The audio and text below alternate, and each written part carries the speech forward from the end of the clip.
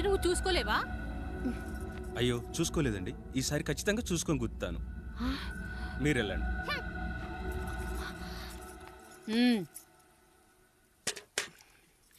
చూడమ్మా, నువ్వు మా కూతురవ్వడానికి ముందే రాయుడు మాకు దేవుడు, ఆయన కుటుంబం మనకు దేవాలయం.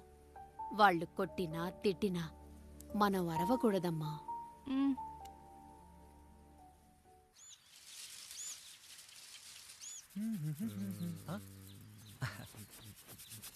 ఏంట్రా మిట్ట మధ్యన కసికసిగా పళ్ళుతో ఎత్తున్నావేటి? మీకేంట్రా పెళ్ళిళ్ళయ్యాయి? పెళ్ళి ఎవరు? కానీ కానీ కానీ హే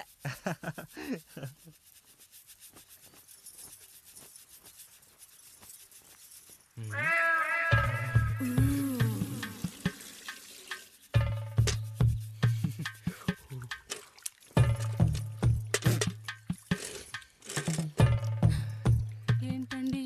నీళ్ళు కావాలి.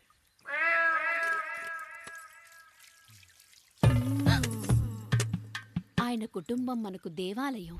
వాళ్ళు కొట్టినా తిట్టినా మనం అరవకూడదమ్మా.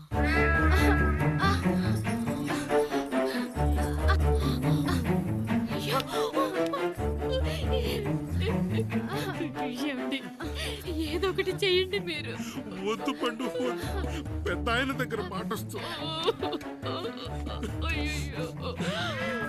నేను చూడలేదు.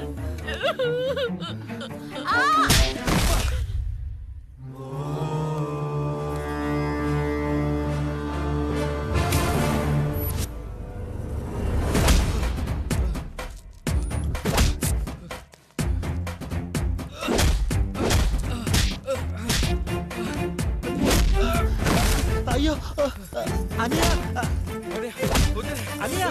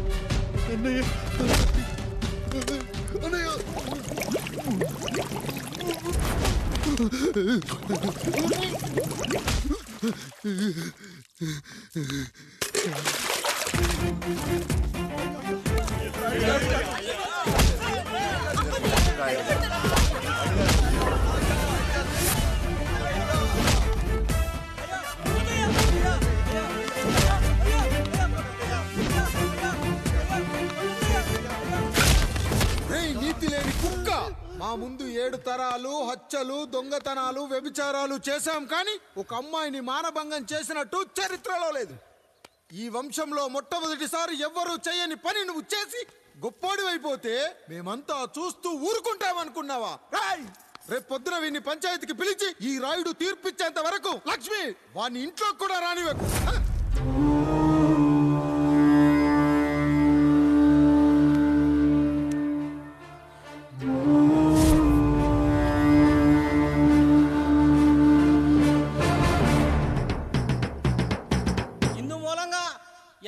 తెలియజేది ఏమనగా, పెదరాయుడు గారి కుమారుడు ఆయన తన ఇంట్లో పనిచేసే కాముడు కూతురుపై మానభంగ ప్రయత్నం చేసినందున రచ్చబండ దగ్గర తీర్మానం చేయబడింది.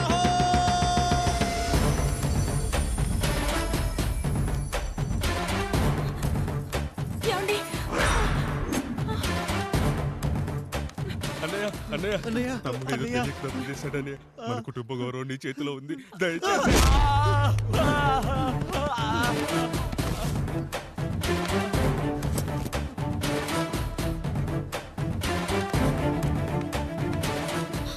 అయ్యా అయ్యా, తీర్పిచ్చే ముందు ఒక్కసారి ఆలోచించండి అయ్యా.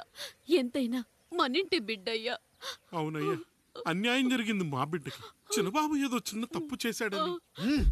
మనుషుల్లో 2 రకాలు, ఒకడు రోడ్డు మీద వెళ్తూ పొరపాటున పేడను తొక్కింది పేడ అని తెలుసుకొని నీటుగా వెళ్లి కడుక్కుంటాడు, వాడు ఉత్తముడు. ఇంకొకడు అదే పేడను తొక్కి రోడంతా బరబరా గీసి పరిసరాలను అపవిత్రం చేసి అప్పుడెళ్ళి కడుక్కుంటాడు. అలాంటి నీచుడు నా కొడుకు. నేను మూడో రకం. తొక్కింది పేడ అని తెలిసి కూడా దాని వేలుతో తీసుకొని ముక్కుతో వాసన చూసి ఆ దుర్వాసనను భరించి కడగాల్సింది చెప్పు కాదు, కడగాల్సింది పేడ అని తీర్పిచ్చేవాడే ఈ రాయుడు.